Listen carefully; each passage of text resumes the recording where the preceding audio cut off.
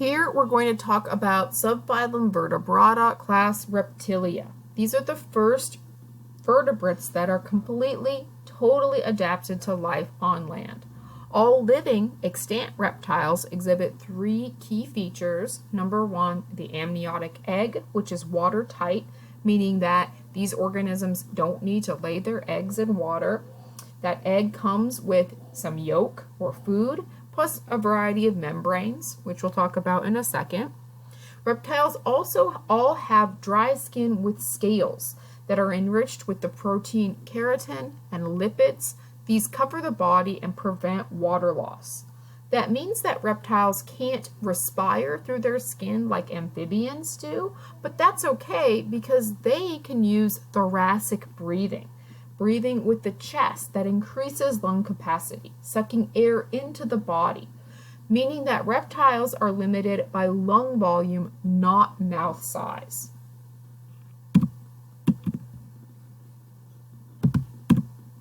There are 5 extant orders of reptiles. We've got the lizards, the snakes, the tortoras, which only has one species, one extant species, the turtles and tortoises, the crocodiles and alligators.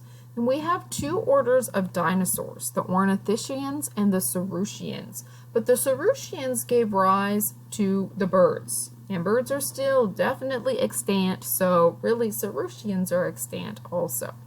Plus 3 extinct orders of reptiles here, the pterosaurs, which are flying reptiles, plesiosaurs and ichthyosaurs are aquatic marine reptiles. Reptiles have the added distinction of being amniotes, thanks to that waterproof skin and the thoracic ventilation, plus this amniotic egg. So that groups them with birds and mammals, which also have that amniotic egg. The amniotic egg has 4 crucial membranes: the chorion, amnion, yolk sac, and allantois. The chorion is for gas exchange. The amnion provides protection against mechanical shock for the embryo. Yolk sac provides energy, fatty, lipid-rich food for the embryo. The allantois is a waste repository. Metabolic wastes are stored here.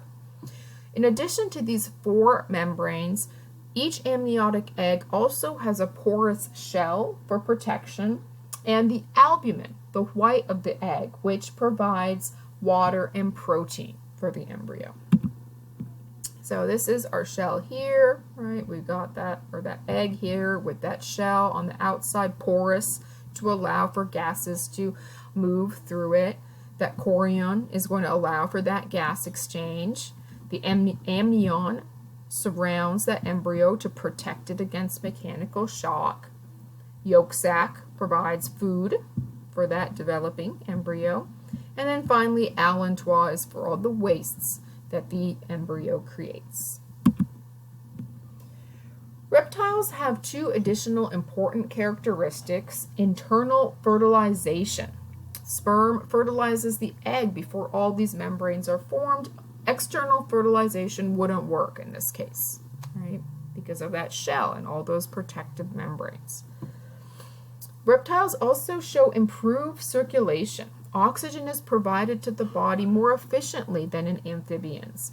That's due to a partial septum or divider between the ventricles, which prevents oxygenated blood from mixing with deoxygenated blood. Crocodiles, birds, and mammals have a completely divided 4-chambered heart that completely separates oxygenated from deoxygenated blood.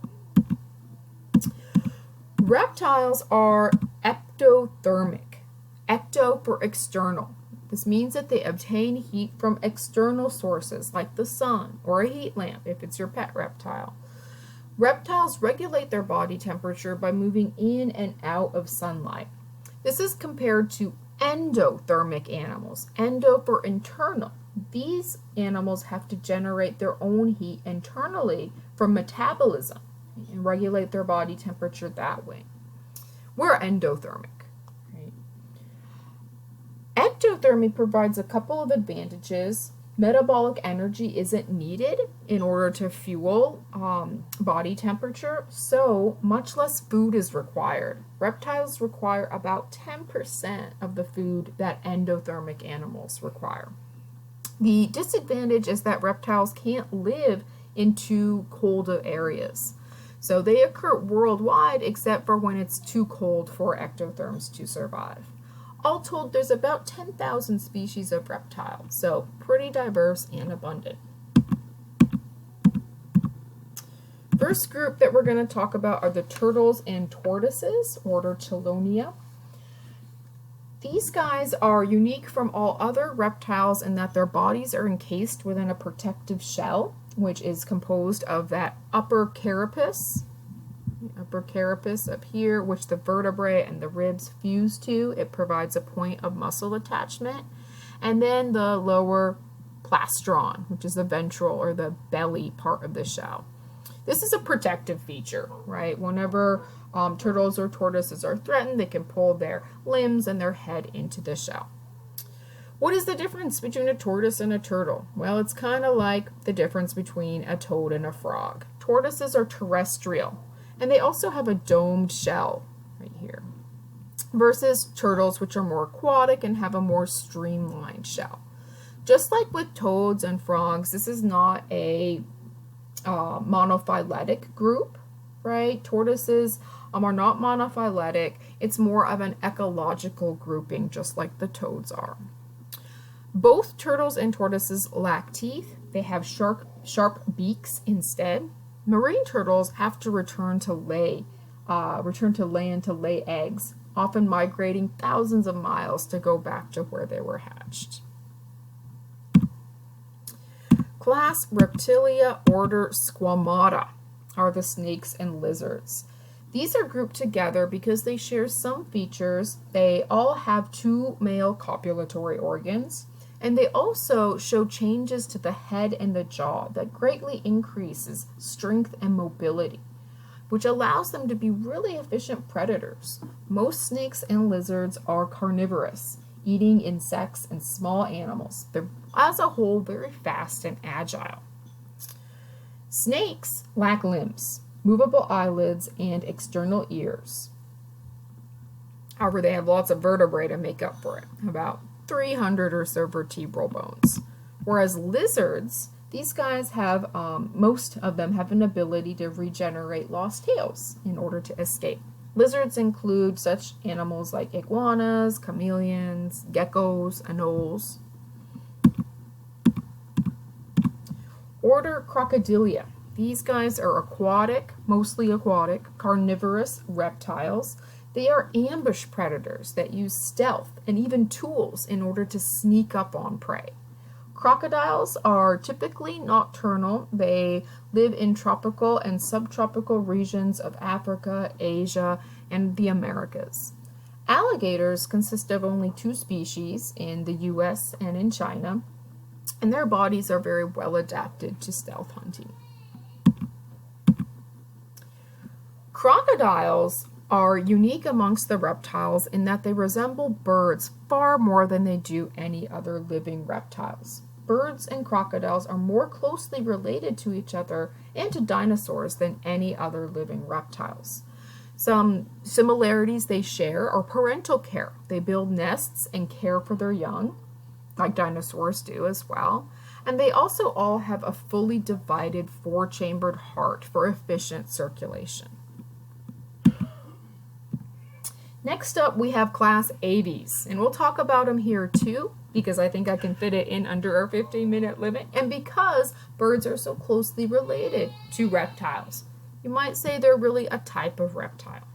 They are the most diverse of all terrestrial vertebrates. There's about 10,000 species, 28 extant orders. The success of birds lies in this unique structure, the feather, which has evolved from reptile scales. It's lightweight yet disposable, unlike the wings of bats. So this is just a rundown of the major orders of birds. About half of all birds are songbirds.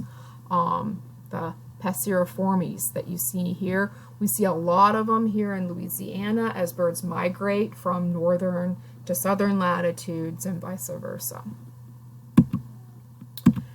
Birds still retain some reptilian traits. They still got an amniotic egg. They still have scales on their legs and feet.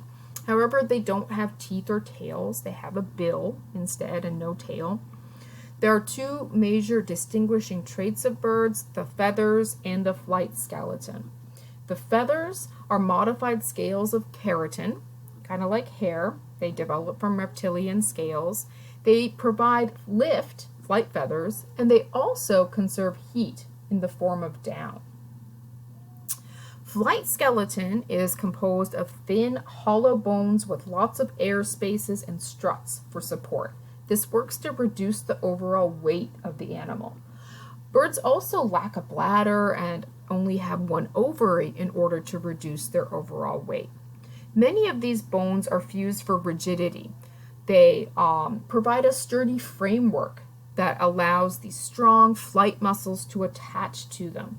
A good example is the wishbone, which is the fused collarbone of the bird that provides an anchor for the flight muscles of the breast.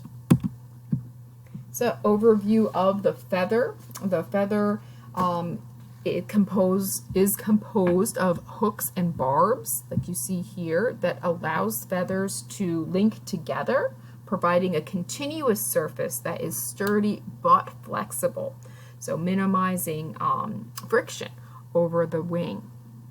The feather probably originally evolved for insulation, but then as birds started using them for gliding or maybe even running, it became more of a flight feather. Many dinosaurs also had feathers, some with the same keratin that birds have, the main protein in bird feathers. And a lot of dinosaurs also have similar skeletons, their hips, their wrists, or even the presence of a wishbone.